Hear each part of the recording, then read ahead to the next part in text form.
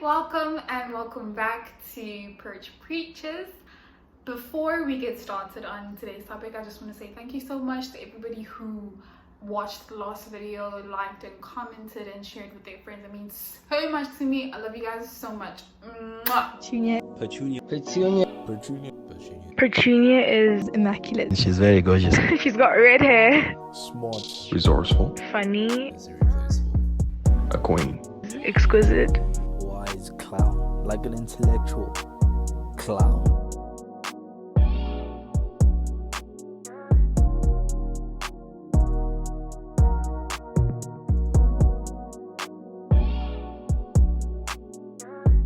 So without wasting any time, let's just get straight into it. Stay positive. Just smile. It literally could be worse. Oh my gosh, stop being so negative. Good vibes only. If you've ever said any of these things to yourself or other people, unfortunately, you are a victim of toxic positivity. Now, I couldn't find any direct definition for toxic positivity like on the internet, so I decided to come up with my own. I'm a genius. According to me, toxic positivity is the notion that if we stay positive and we only look at the brighter side, or we look at where the grass is greener, then we'll be much happier.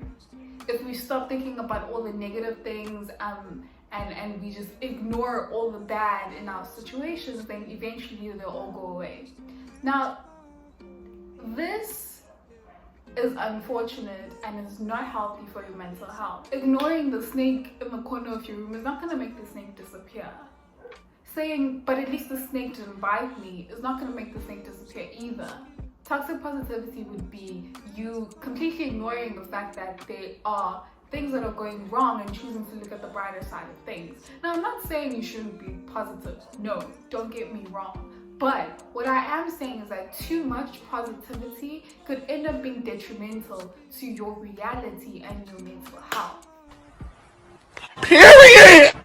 Have you ever said to yourself, no, I'm being too sensitive, or you look at a situation and you're going through something and you think to yourself, no, other people are going through much worse things, right?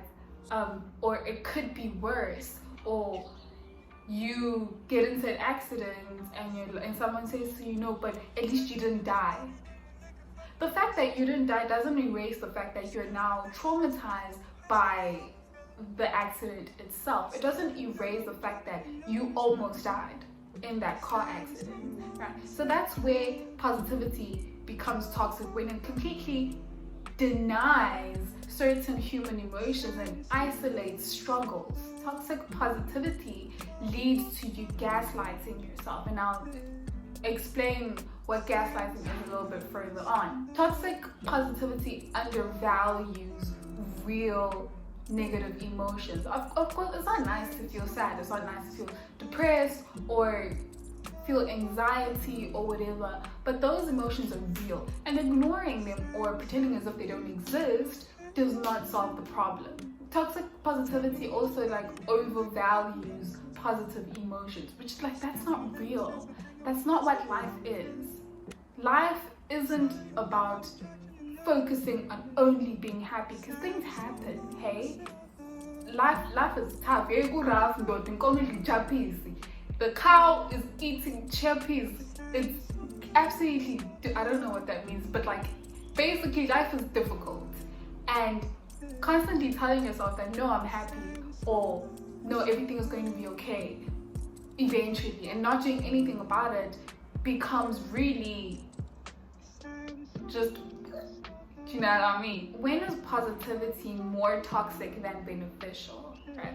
I wrote some notes because I just wanted to articulate myself properly, because I think this is a very important topic, especially because it pertains to our mental health, which is extremely important if we are trying to just move forward and enjoy life. The first point is positivity is more toxic than beneficial when it fails to acknowledge the existence of a problem. So, like I said earlier with the example of the snake, if there's a snake in the corner of your room, saying, oh no, but at least it's not on my bed, does not make the snake evaporate. So the second point that I have of when positivity is more toxic than beneficial is the fact that it gaslights people into making them question their reality.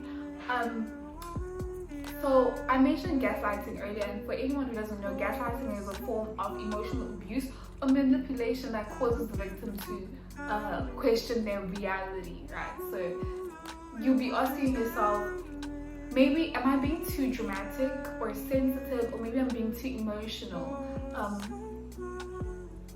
Maybe you're just always feeling sad and you're thinking, no, I'm not sick enough to be diagnosed with depression. Or if you're in a relationship and you're like, no, I know he loves me and he didn't mean it like that, or she didn't mean it like that, she didn't mean to say that, or maybe when she was doing that, she just didn't really think about how it would affect me. Do you know what I mean? Also, gaslighting is where you will say, no, it's my fault, I'm to blame, I caused them to do this, or he hit me because I was acting like this, right? That's gaslighting. And gaslighting is extremely dangerous because you will start taking accountability and responsibility for other people's actions when it is not your place to do that. Do you know what I mean? Right, so the third point of when positivity is more toxic than beneficial is when it minimizes a real problem. For example, we all know as South Africans that we had apartheid a couple years ago. And I say a couple years ago because it wasn't that long ago. And toxic positivity can come to light here when people are like, no, but at least there's no more slavery, at least there's no more apartheid, at least you don't have to live in shacks because you're black, or at least you're getting a proper education now, at least there's BEE and whatever. Sure, those things are there, but saying at least there's no more apartheid is completely denying the fact that there's still racism. We still live in a very racist community, systematically and socially, you know? So that's where toxic positivity then minimizes an actual real problem. The next point is positivity becomes toxic when it suggests that people can love and like their way out of trauma and oppression. It does not work like that. Let me tell you something, guys.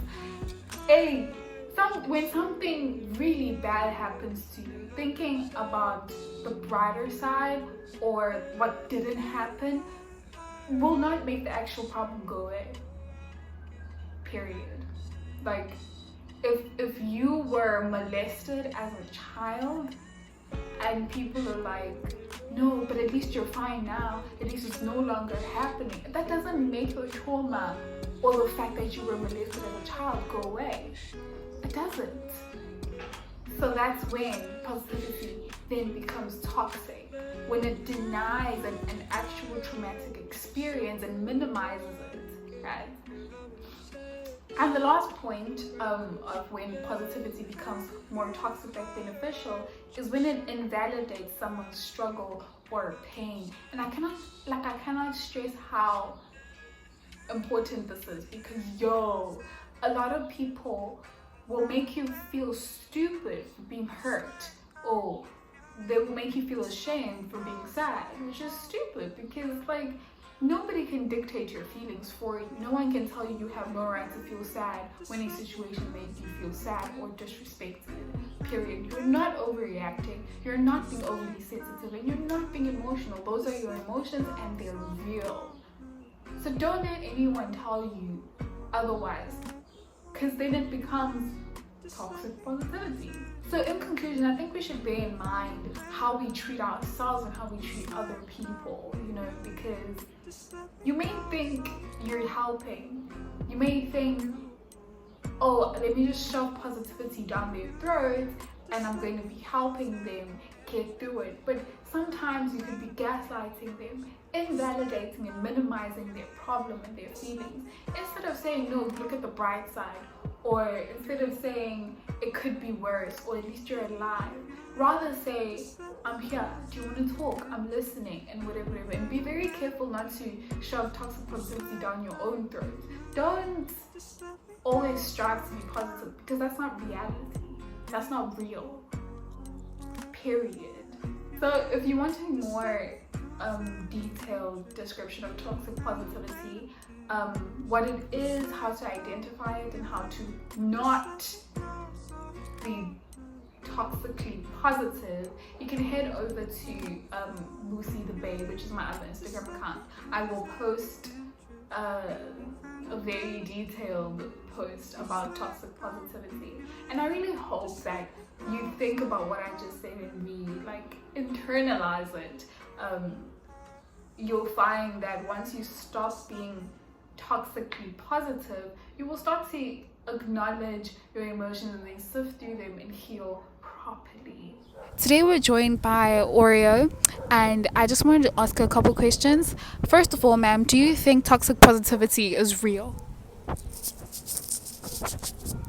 Precisely. Do you think that people should be aware of toxic positivity and gaslighting themselves, and should try and change their behavior towards a much healthier mental well-being?